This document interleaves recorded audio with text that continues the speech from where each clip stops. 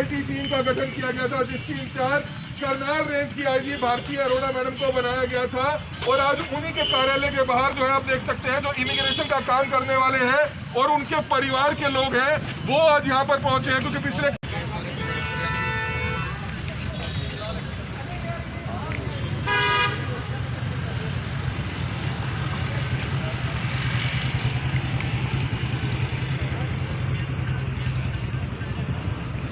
किस लिए आप आए IG को मिलने?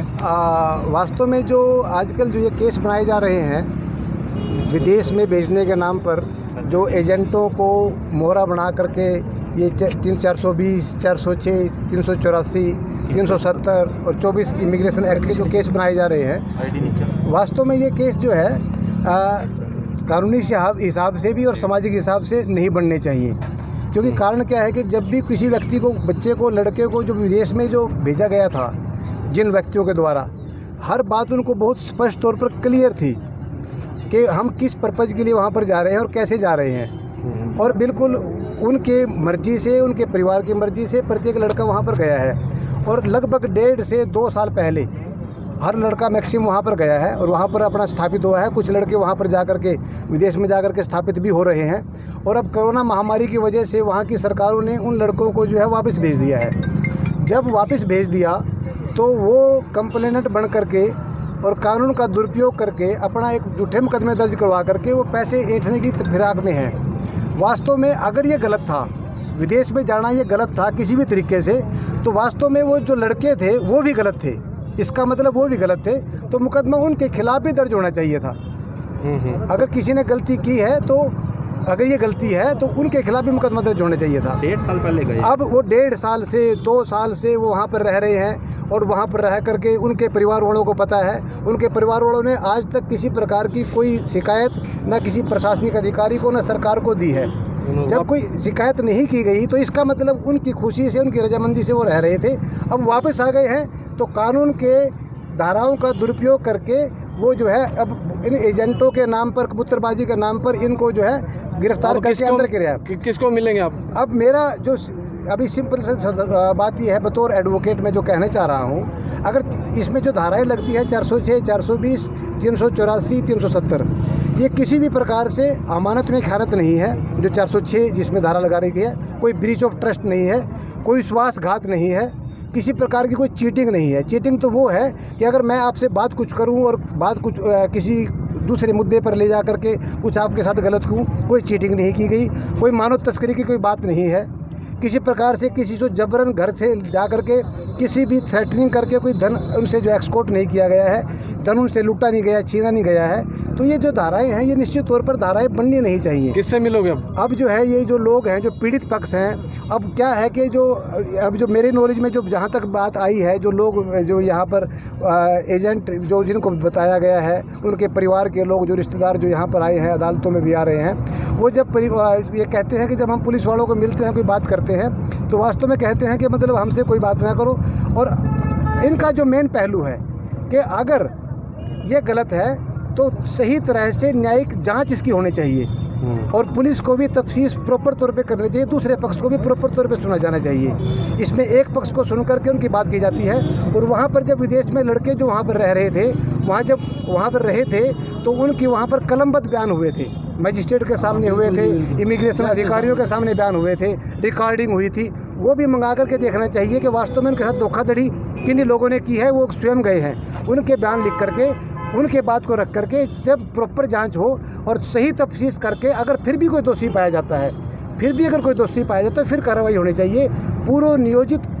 पूरी तरह से तफ्तीश करके प्राथमिक आधार पे प्राइमरी फैसाई पर देखने में ये आ रहा है कि लगातार मान लो अब तो मामले दर्ज हो रहे हैं, लेकिन जो 2 साल पहले डिपोर्ट हुए थे उन्होंने अब तक कोई मामला नहीं दर्ज करवाया था, लेकिन अब सभी को देखा देखी वो पुलिस में जा रहे हैं और उनके खिलाफ मामले दर्ज हो रहे हैं। उसको लेकर हाँ, यही हमारा वर्सन है, यही इन सब का वर्सन है कि अगर 3 साल में कुछ गलत नहीं हुआ तो अचानक कोरोना महामारी की वजह से अगर वहाँ की सरकारों ने डिपोर्ट कर दिया तो एकदम से ऐसी कौन सी बात आ गई कि उनको अपनी गलती का एहसास हुआ है या ये दोषी बन गए हैं। तो सारी बातों को मद्देनज़र रख करके ये जो है अब आज जो ये लोग जो आए हैं आईजी साहब के पास अपनी गुहार लेकर के, क्योंकि अभी आईजी जो मैडम जो है इस जो सारी के सारी SIT की अध्यक्षा है, और निश्चित तौर पर मैडम के सामने अपनी गुहार ये लगाएंगे कि हमारे पक्ष को भी सुना जाए, और दोनों पक्षों को सुनने के बाद अगर उनको लगता है कि गलत है फिर उसकी जो है पैसे या सेटिंग का खेल भी चल रहा है कहीं। हाँ, अभी जो इनकी जो अभी जो लोग बताते हैं, अभी जो ये बता रहे हैं कि हम जैसे वहाँ पर जो तफ्तीश चल रही है वहाँ पर असली एक्सटॉर्शन अब इनका हो रहा है।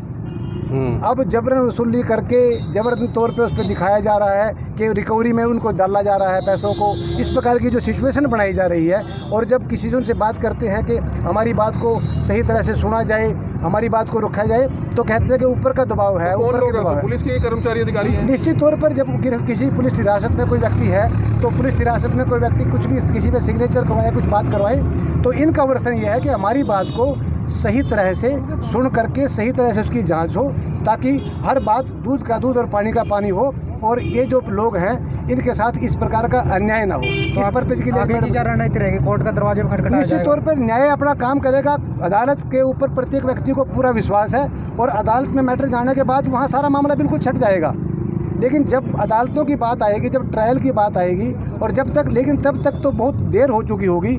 न्याय इनको मिलेगा, अदालतों से मिल जाएगा न्याय, कोई दिक्कत नहीं है, क्योंकि अदालतें बिल्कुल स्पष्ट हैं, उनके कोई प्रॉब्लम नहीं है। लेकिन जब तक अदालतों में मामला जाएगा और जब तक वहाँ पर फैसला होगा, जब तक ये लोगों का परिवार जो है बहुत ज़्यादा प्रताड़ित और पीड़ित होगा। इन सब के परिवारों के बच्चे इधर उधर छुप रहे हैं, क्योंकि वहाँ पर जो है अभी जो सुनने में आया है, जैसे ये लोग बता रहे हैं कि वहाँ पर इंसाफ में कभी किसी के भाई का नाम लिख दिया, किसी के बाप का नाम लिख दिया, किसी की बीवी का नाम लिख दिया, किसी के रिश्तेदार का नाम लिख दिया, और जैसे अनपढ़ जो लोग सर्विस में हैं उनका नाम लिख करके ज़बरदस्ती उनको प्रेशर बनाया जा रहा है। और अभी ये भी सुनने में आया है कि जो लोग किसी भी केस में कोई जिसका कोई कंसर्न नहीं है, कोई सरोकार नहीं है, एक दूसरे से मिलते भी नहीं है, मुद्दई कंप्लेंट ये कहता है कि मैंने कभी इसको मिला नहीं, मैं इसको कभी पैसे दिए नहीं, उसके बावजूद भी फर्द इंसाफ में नाम लिख करके उनसे पुलिस रिमांड लिया जा रहा है। सीजन आ गया, ये सीजन, हाँ, ये बहुत गलत बात हो रही है। और इसका मैं ताज़ा उदाहरण FIR नंबर 153 दे रहा है।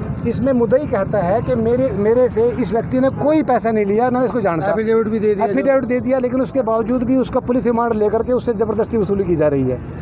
तो इस प्रकार की जो सिचुएशन बन रही है बड़ी भयंकर है। तो न्याय की व्यवस्था यहाँ पर कायम होनी चाहिए। इसी बात को लेकर के अपनी गुहार लेकर के अभी तक SIT जो केसेस में तफ्तीश कर रही है, करीब 475 केसेस SIT के अंडर अभी इन्वेस्टिगेशन चल रही है, जिसमें 320 से ज़्यादा केसेस इस साल के हैं, बाकी के केसेस 2019 के हैं।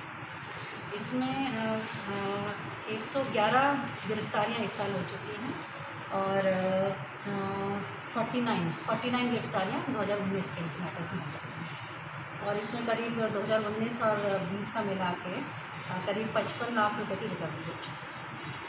तो क्या आगे कार्रवाई रहेगी? आगे अभी हमारी कार्रवाई है। ऐसे बहुत सारे एजेंट्स हैं जो मल्टीपल केसेस में वांटेड है, जो कई केसेस में वांटेड हैं और अभी फरार चल रहे हैं, उनके पीछे SIT लगी हुई है, उनकी गिरफ्तारियाँ बाकी हैं, प्लस रिकवरी सभी बाकी हैं, कई एजेंट से रिकवरी करना बाकी है। ये कहाँ के लोग हैं जो बाहर फरार हो रहे हैं, जो बड़े?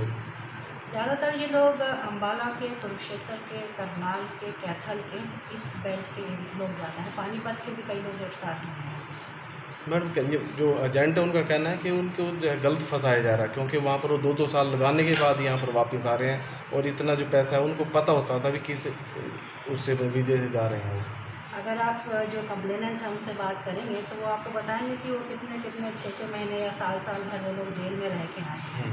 तो मुझे नहीं लगता कोई जानबूझ के जेल जाना पसंद करेगा, अपनी मर्ज़ी से कोई जेल जाने के लिए 25-25 लाख रुपये, 30-30 लाख रुपये देगा।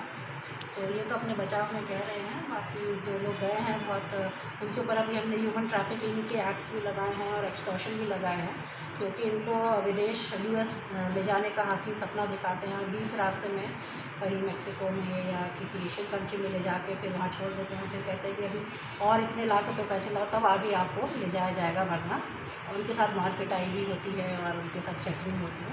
इसीलिए उनके खिलाफ अब एक्सटॉर्शन के केसेस भी हम लगा रहे हैं। जब से SIT बनाई कितने टोटल गिरफ्तारी अभी तक कर दिया? अभी तक 110 गिरफ्तार हो चुके हैं, 111 गिरफ्तार।